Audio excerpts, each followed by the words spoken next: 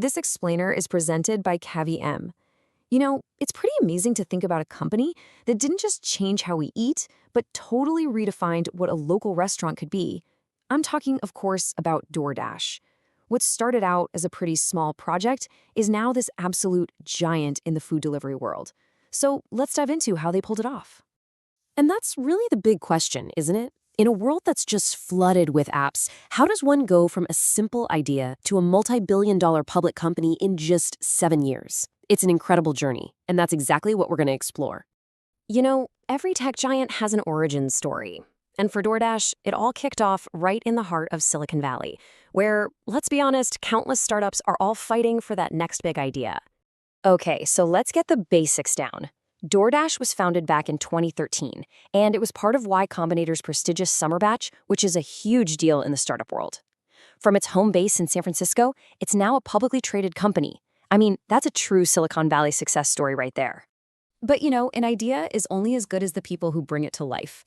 So who were the architects that actually built DoorDash from the ground up? Well, the company was founded by this trio of innovators: Tony Xu, Andy Fang, and Stanley Tang. These are the minds that really built the engine from day one. So what was their big idea? What was the business model that sparked such incredible growth?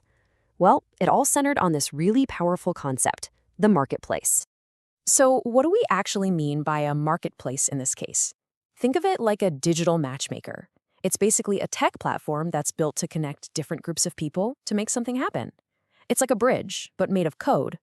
And here is exactly how DoorDash used that model.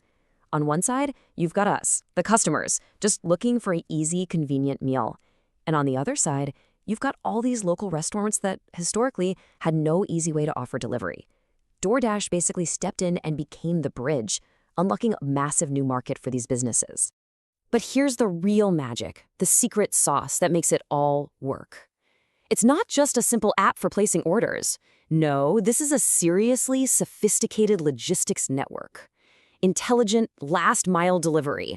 That's a fancy way of saying they use a ton of data to optimize routes and predict delivery times, all to get your food from the kitchen to your door as fast as humanly possible. So with this incredibly powerful model in place, the company didn't just grow, it absolutely exploded. Let's take a look at how that journey to becoming a powerhouse actually played out.